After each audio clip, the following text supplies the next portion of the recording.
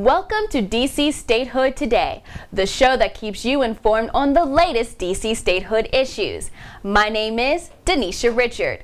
You can watch us online at DCTV.org or DC51.us. You can also follow us on Twitter at DC51Today. The new Columbia Admission Act in the House, or H.R. 317, has three new co-sponsors.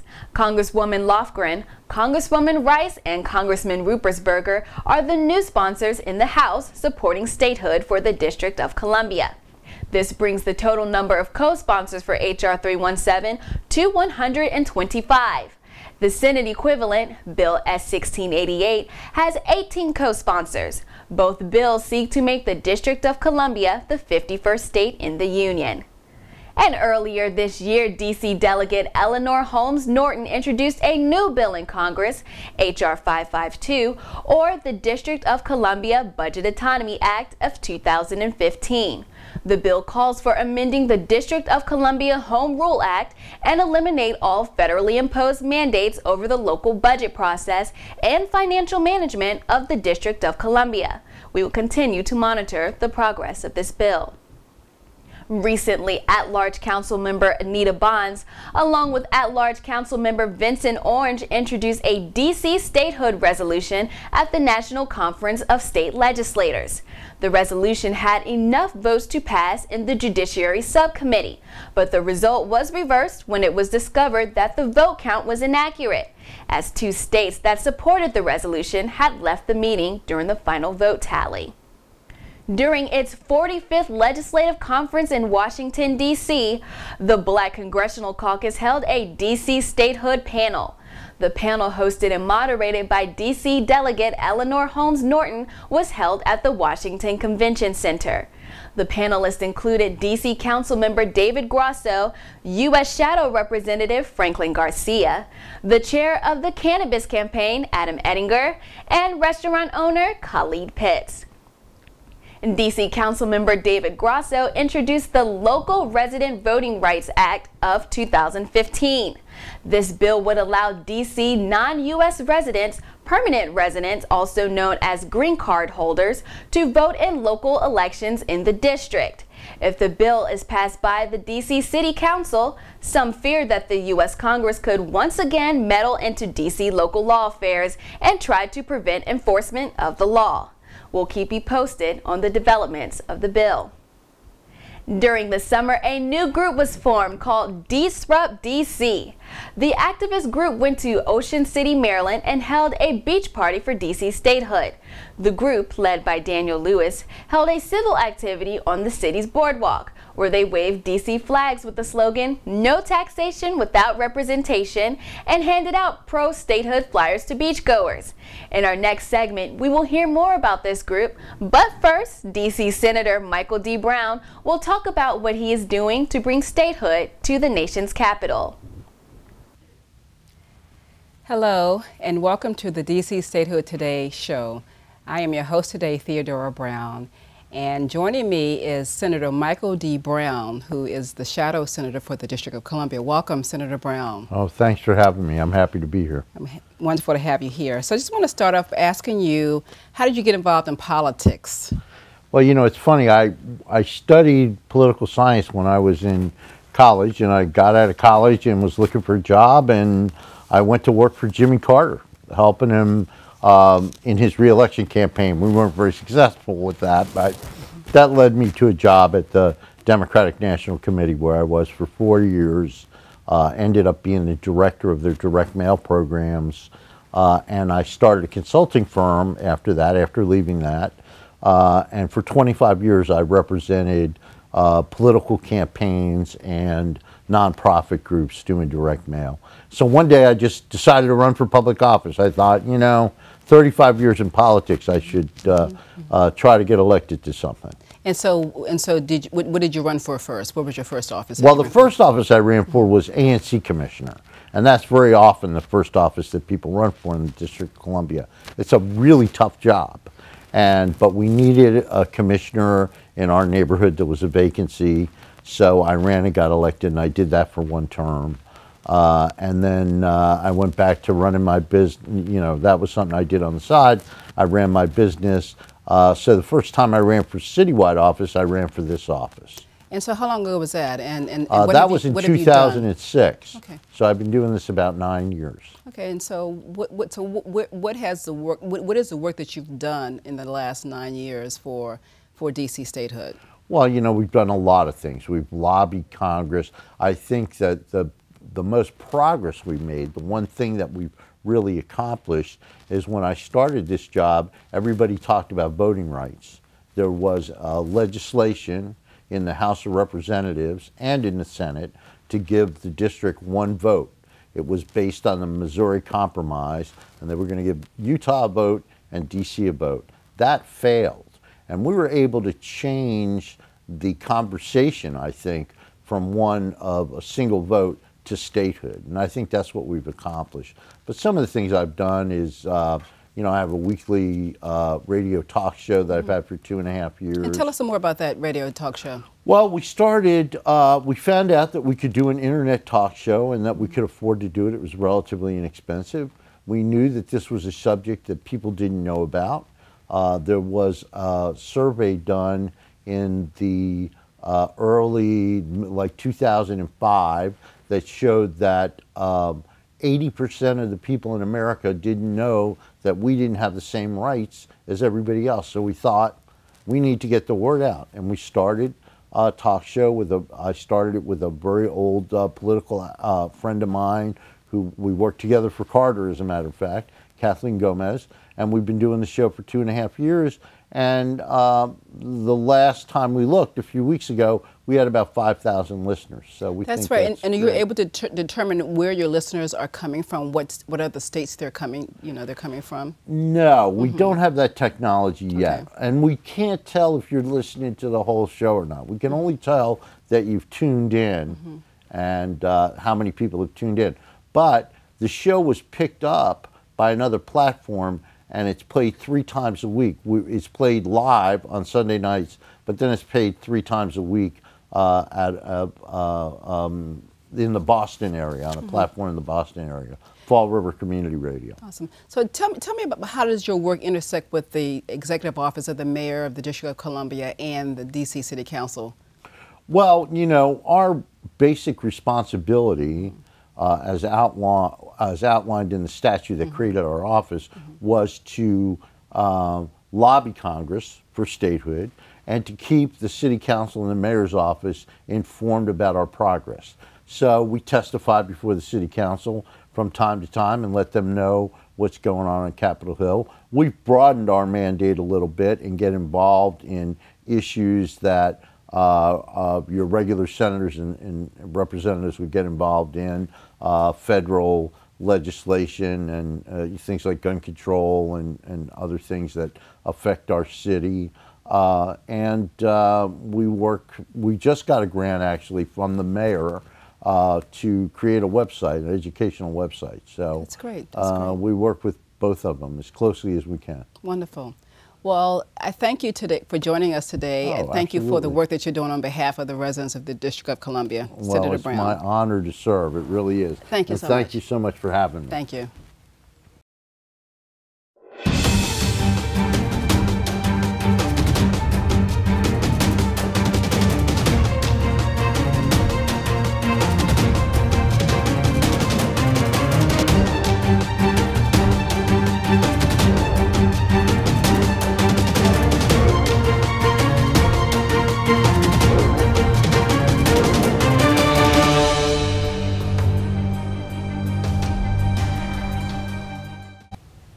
Hello and welcome to DC Statehood Today. I am your host, Theodora Brown, and I'm excited to be joined by 3 guests in the studio. Adam Adinger, who is the chairman of the DC Cannabis Campaign, Tessa Lewis, who is a student at Georgetown Day School, and Walter DeLeon, who is a DC ANC commissioner and also a student at Catholic University. So welcome. Glad to be here. DC. Disrupt DC. Tell us about Disrupt DC. Who wants to start? It's a group we started this summer. That's main goal was to get together young kids, college and high school, around that age, to put together, kind of like do some movements, some actions to get attention and be able to help, get attention for the cause of DC statehood, because we thought that was the right way to go about it. Yeah. And so who came up with the name Disrupt DC? I don't know, we met together, and I think it was just the result of a lot of just conversation that we were having regarding statehood. And the so fact you all that knew each other before you started the organization, or you sort of had some acquaintances? How did that work? We met because we were all at a meeting with Congresswoman Eleanor Holmes Norton, and it was a meeting for figuring out how to use the John Oliver segment on DC statehood to the advantage of those of us who are trying to, gain DC statehood. And, we liked each other's ideas, so we decided to meet. We went out for lunch and we kind of, put together the group. That's great. So I hear you all went down to Ocean City. Tell us about Ocean City.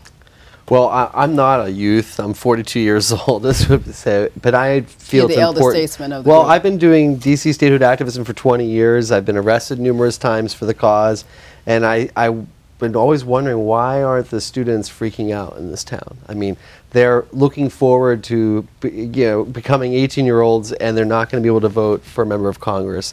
They're going to be expected to register for the selective service in the military, but they have no say in whether or not that military can be used.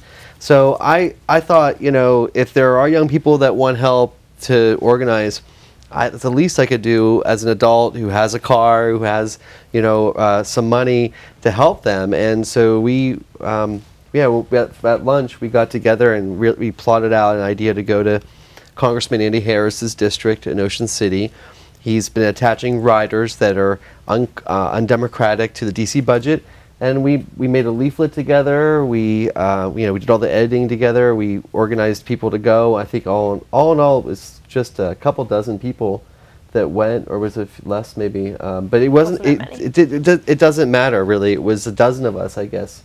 And the most important thing was that we went and did it. And we set up DC flags right on the beach, and we went to the storefronts and it felt like, wow, this is the first thing we've done together. Let's keep doing more things together, because you can't get discouraged by the lack of movement by Congress. We have to keep fighting. And how was that received, do you think, Walter? I think it was well received. It had a huge impact on social media, and I think locally too. They had the Ocean City news crews out on the beach covering what they were doing. So I think it was, all in all, really effective. Awesome. And so, Tessa, you mentioned that you're a student, and so how are you engaging other students throughout the District of Columbia in this movement? Well, we plan on starting chapters throughout the high schools in all the parts of DC, Northeast DC, Northwest, every part. And that way we hopefully will be able to bring the kids together and be able to do bigger events. Mm-hmm. If we have a small amount of people, it doesn't get the same kind of attention it needs. Mm-hmm. As if we had, thousands of kids going and saying, we need this now. This is, this is our right as being an American citizen. That's what we're trying to do. And the way we're going about that is going to try to start, groups and chapters and clubs. And so how's that work going so far? We haven't done much work into that. That's what we're planning on doing this month. So, And so you have some big event that you want to do to sort of, highlight the work that you're doing in terms of the student movement, the youth movement. We were talking about something like a walkout. You mentioned a good idea would be a flash mob, things that would be fun. We had nothing set in stone, but there are things we're talking about, yeah. Okay, great. So how do you find the other students? I mean, clearly, there's Georgetown Day is a private school. How do you get involved with the kids who are also in the public school system as well? My school, yeah, it is a private school, so it's harder. But, have connections with friends. We haven't really done much on that yet. That's like the work we're planning on doing this month. So hopefully it works out, yeah. I think the thing is you have to network through the people you know, and they network to the people they know, and the word gets out that actually the students in the city are waking up. Maybe this spring is when we'll see the results of this work. It takes time, careful building of an organization, and developing a message. People have to buy in. They have to feel like they own this event. But if there was a student walkout, just imagine it across the city, every high school. The students are walking out. It's not an excused absence. It will get the attention of the mainstream media. It will get the attention of the president, of Congress, and it will inspire adults to take action because the youth would be leading. I have an 11-year-old daughter. She goes to public school in D.C. Can I walk out? She heard about this. She's like, I will do it. And I'm thinking, well, we haven't talked about middle schoolers, but there really is this is such an important issue to finally get equality that I think it's legitimate for high school students, middle school students to say we've had it and we're gonna fight for our rights too. Great. And Walter, what about college students? How do you plan to engage college students in this effort? Sure. Well, in my first year at Catholic University, I reached out to the students of every major university in the District of Columbia, and I found that there was interest in this, in statehood. These are folks that are coming from all 50 states, from California to Florida to Maine to Vermont and to Texas, and yet they're interested in the fact that we are not a state. And many times when you tell them about the inequality issues that we face as District of Columbia residents, they're just outraged, They're outraged at the fact that we pay federal taxes and we don't get federal representation. So really, it's very easy. Once you tell students and young people about the issues we face as Washingtonians and the fact that we don't have federal representation or true control over our local affairs, to ignite some outrage. It's very easy. Wonderful. Well, I want to thank our guests for coming in and sharing with us Disrupt DC, Adam Adinger, Tessa Lewis, and Walter De Leon.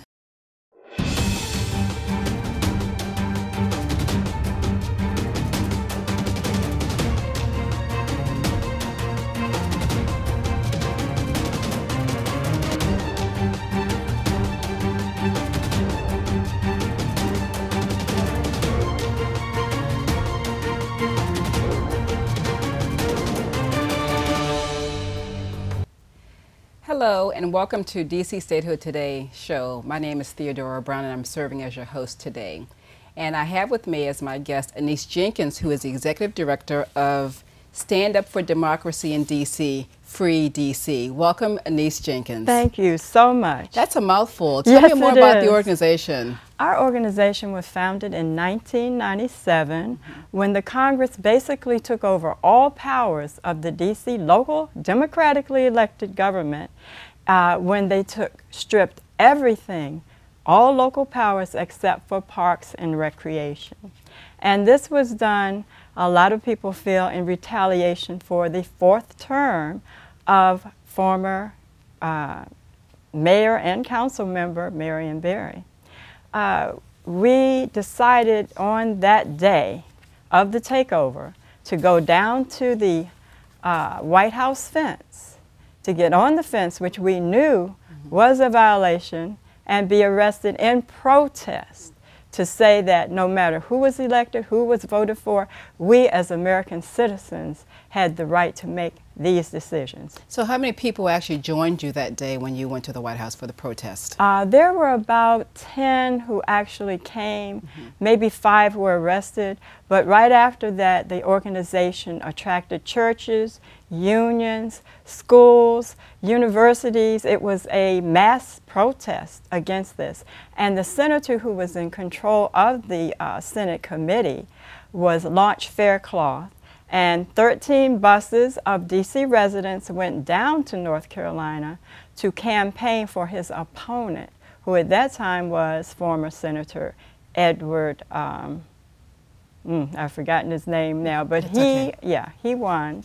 And from then we continued to protest, and it was a very, very strong coalition until the control board was run out of town. Right.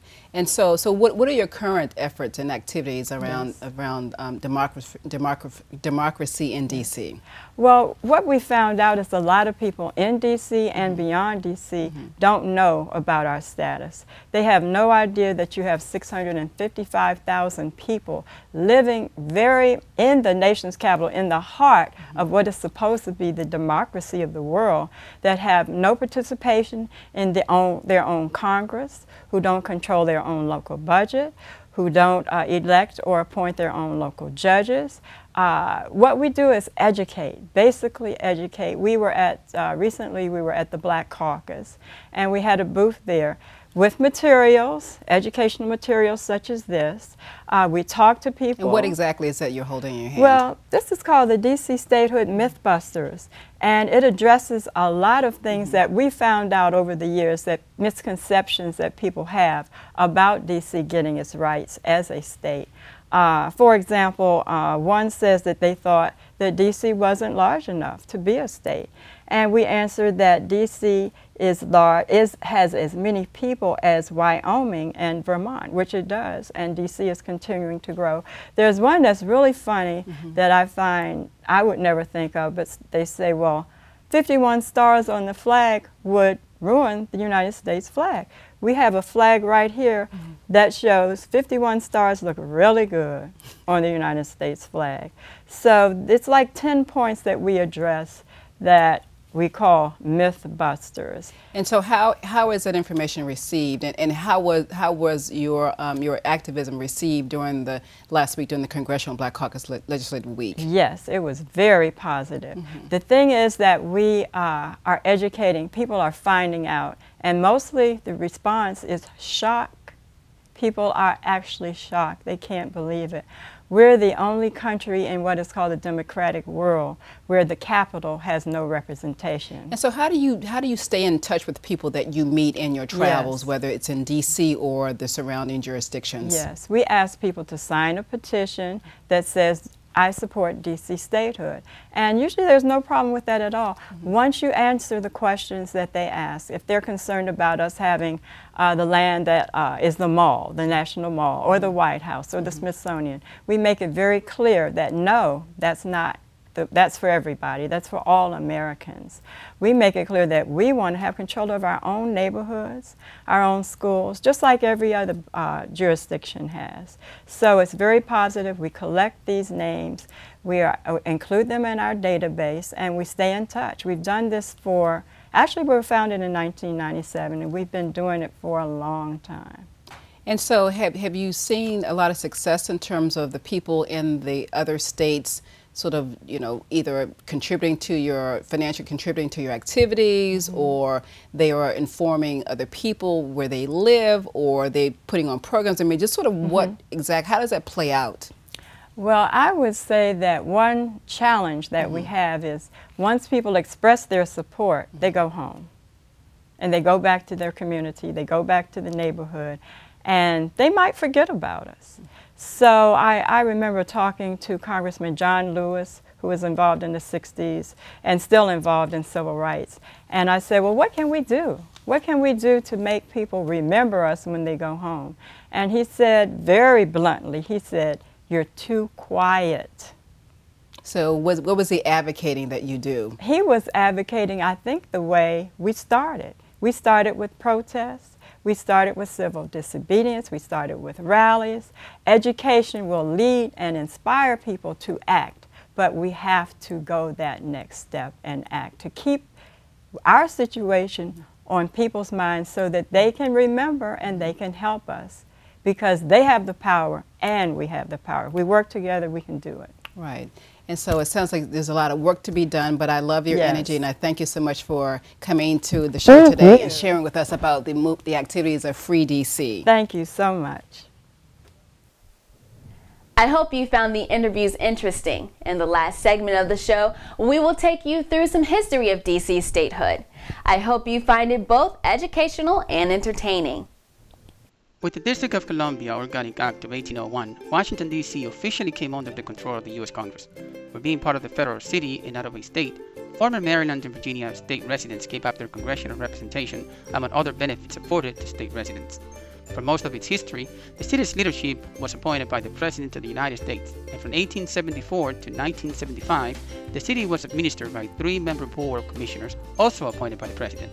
It took amending the U.S. Constitution to allow citizens of Washington to vote in presidential elections. With the ratification of the 23rd Amendment on March 29, 1961, Washington, D.C. citizens were allowed to vote in presidential elections, starting with the election of 1964. And it was about 10 years later, with the enactment of the District of Columbia Home Rule Act on December 24, 1973, that D.C. citizens were allowed to elect a city mayor and a 13-member city council. In 1978, Congress passed the District of Columbia Voting Rights Amendment, which would have given the District of Columbia 2 senators and 1 representative in Congress. The proposed amendment to the Constitution failed to get the ratification by the 38 states it needed before it expired on August 22, 1985. And so today, Washingtonians find themselves at the same perils they were more than 200 years ago. Residents of the nation's capital are subject to all the obligations of state residency, like paying federal taxes and serving in the military, but don't enjoy the privileges of being a state. The only congressional representation Washington has is a non-voting delegate to the House. Laws and the budget passed by its city council are subject to congressional approval, and the residents of the city must pay federal taxes without representation. Thank you for watching us. Remember, you can watch us online at dctv.org or dc51.us, or follow us on Twitter at dc51today. I'm Denisha Richard, and we hope to see you next time on DC Statehood Today.